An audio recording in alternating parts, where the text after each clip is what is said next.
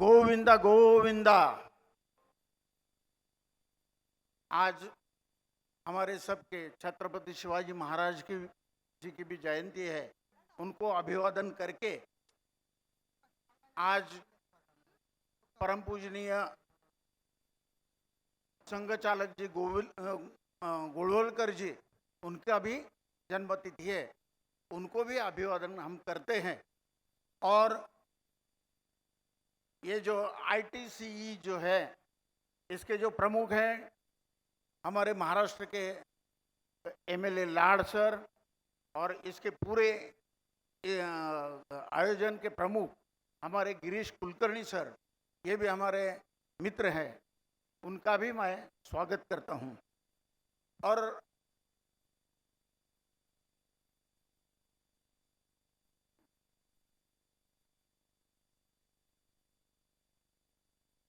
हम सब अयोध्या का मंदिर देखे हैं टीवी पे या प्रत्यक्ष रूप में, तो हम जय श्री राम बोलेंगे। और मेरा 10 मिनट का जो निवेदन है वो मैं करूंगा। जय श्री राम।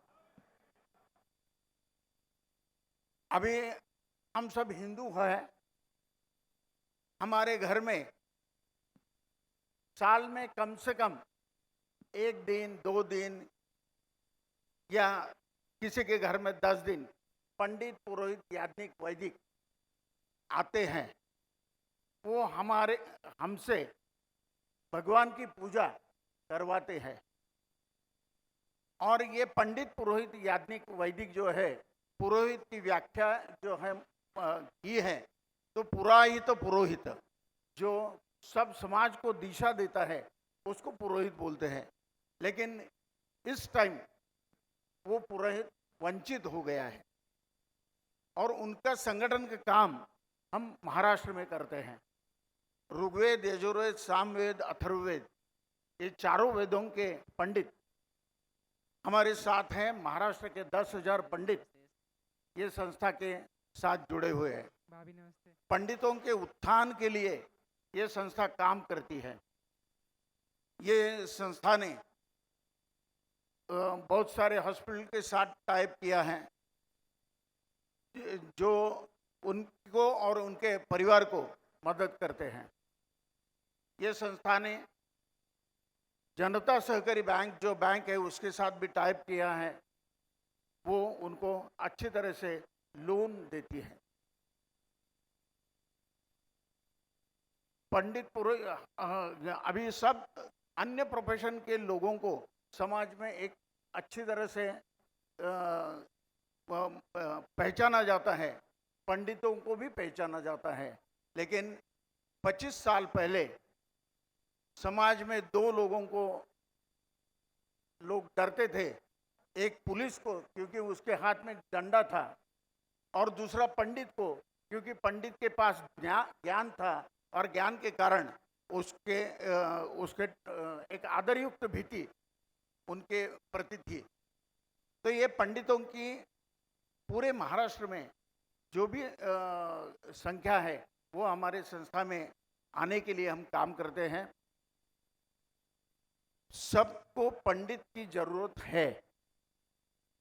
डॉक्टर, वकील, इंजीनियर, सब प्रोफेशन के लोग मिलेंगे, लेकिन ये संस्कार देने वाले पंडित लोग जो है धीरे धीरे कम होते जा रहे हैं, क्योंकि उनका पारंपरिक वेश और अननेसेसरीली उनके बिहेवियर के बारे में घर में ये होने के कारण पंडित बनने में कोई नहीं चाहता है। तो समाज को अगर पंडित चाहिए तो पंडितों के पास भी हमने ध्यान देना चाहिए एज ए समाज। तो ये पंडित बहुत कुछ करते हैं। हमें हमारे सनातन धर्म ने 16 संस्कार दिए हैं। जो 16 संस्कार हम बहुत सारे लोग भूल गए हैं। एक 2-3 संस्कार जो है हम लोग याद रखते हैं, लेकिन उसका अच्छी तरह से पुनर्जीवन भी ये संस्था कर रही है। उसको सावित्रीबाई फुले पुणे विद्यापीठ की तरफ से सर्टिफिकेट कोर्स के रूप में लाया जा रहा है। संस्कृत का भी काम बहुत देश में अच्छी तरह से चल रहा है, लेकिन संस्कृत के पीएचडी बनने वाले लोगों से ज़्यादा संस्कृत बोलने वाले होने चाहिए। इसके लिए भी हमारी संस्था काम करती है। इसके लिए भी सावित्रीबाई फुले पुणे विद्यापीठ के साथ एमओयू के साथ हमने certificate course in spoken Sanskrit और उसका एडवांस कोर्स भी हम कर रहे हैं। ये दोनों कोर्स चालू है। तो ये पूरा देश में पंडितों का इकट्ठा होना चाहिए, क्योंकि पूरे देश को ये पंडितों की जरूरत है। मैं तो सोचता हूं, अगर अपने समाज के छोटे छोटे विवाद अगर भूल जाना है, निकाल देना है, तो ये संस्कार जरूरी है। इसके लिए पंडित हमारे घर में आके विविध रूप में ये पूजा क्यों की जाती है, पूजा का अर्थ, पूजा के वेदों के मंत्र, वेद ये हमारी जीवन शैली है। वेदों में वेद किसी एक जाति का नहीं है, वेद सबके लिए है, विश्व कल्याण के लिए है, और विश्व में सब जाति धर्म के लोग आते हैं, उनके कल्याण के लिए है। लेकिन हम लोग कहीं कम हो रहे हैं, इसके कारण वेदों का प्रचार प्रसार जितना होना चाहिए उतना होता नहीं है, और इसके लिए ये संस्था काम करती है। पंडितों ने अभी आप सबको मालूम है 5 अगस्त 2020 को अयोध्या में प्रभु रामचंद्र जी का मंदिर का भूमि पूजन हुआ था, और उस टाइम हमारे कुछ पंडितों के मन में विचार आया कि हम प्रभु रामचंद्र जी के मंदिर के लिए कुछ न कुछ करें। तो हमने ये तय किया कि चारों वेदों का अनुष्ठान वहाँ हो जाए, और श्री राम जन्मभूमि तीर्थ क्षेत्र न्यास अयोध्या, इसके अनुमति से यह अनुष्ठान हो गया। 4 नवंबर 2022 देवोत्थानी एकादशी थी, उस एकादशी में यह अनुष्ठान चालू हो गया, और 23 फरवरी 2024 16 महीने के बाद अखंडित रूप में यह अनुष्ठान चारों वेदों का, महाराष्ट्र में 36 जिले पड़ते हैं, हर जिले से 5 पंडित और 2 स्वयंसेवक, ऐसे 7 लोग जाके यह अनुष्ठान करते थे। उसकी सब व्यवस्था हमारी संस्था के तरफ से हुई। यह अयोध्या में जो अनुष्ठान हुआ, यह अनुष्ठान का संकल्प ये था, प्रभु रामचंद्र जी का मंदिर का पुनर्निर्माण निर्विघ्न रूप में हो और प्राण प्रतिष्ठा निर्विघ्न रूप में हो, इसके लिए ये संकल्प था। और ये संकल्प प्रभु रामचंद्र जी ने और हमारे सदगुरु गजानन महाराज जी ने पूरा करवा लिया, और 1.5 साल अखंडित अनुष्ठान हो गया। 22 जनवरी 2024 हर एक को मालूम है, प्रभु रामचंद्र जी का भव्य दिव्य मंदिर में प्राण प्रतिष्ठा होगी। वो प्राण प्रतिष्ठा में हम, मेरे साथ मेरे 40 पंडित वहाँ थे। प्रत्यक्ष रूप में जो पूजा हुई, वो पूजा में भी हमारे 6 पंडित थे। तो ये पंडितों ने जो अनुष्ठान 1.5 साल किया, तो बिना संभावना, जैसे प्रभु रामचंद्र जी ने 14 साल वनवास स्वीकारा था, उस तरह से 14 दिन प्रतिपदा से पूर्णिमा तक या प्रतिपदा से अमावस्या तक इन्होंने अनुष्ठान किया। इन सब का पेट हाथ पे रहता है, दक्षिणा मिलती है तो उनका घर चलता है, लेकिन उन्होंने कोई दक्षिणा नहीं ली, और उनका 1.5 साल का अनुष्ठान संपन्न हुआ। इसको बहुत आयाम थे, इसके कारण हमने भी तय किया था कि ये पंडितों का सम्मान उसी दर्जा में हो जाए।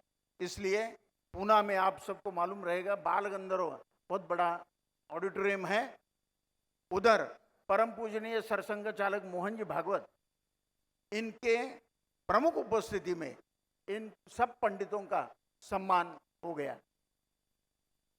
इस बाल गंधर्व में 1200 पंडित थे, और परंपरा जो पारंपरिक वेश है, उस परंपरा के वेश में वो सब थे। ये पूरे महाराष्ट्र में हो रहा है, ये पूरे देश में होना चाहिए। पूरे देश के पंडित इकट्ठा होने चाहिए और हमारी सनातन परंपरा कायम रखने में इनका बहुमूल्य योगदान है। अगर हम किसी भी मंदिर में जाए, pandit and temple is the same coin, एका नाण्याच्या दोन बाजू। आणि म्हणून ये पंडित, अगर पंडित के वजह से दूसरे हमारे जैसे कोई लोग अगर मंदिर में रह गए तो मंदिर में भक्तों की संख्या धीरे धीरे कम होती जाएगी।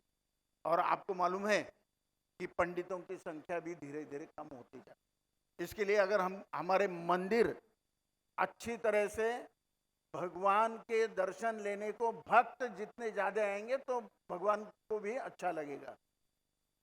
तो भक्त आने के लिए भी उसको जो प्रेजेंटेशन है वो हमारे पंडित होने चाहिए। इसके लिए हम काम कर रहे हैं।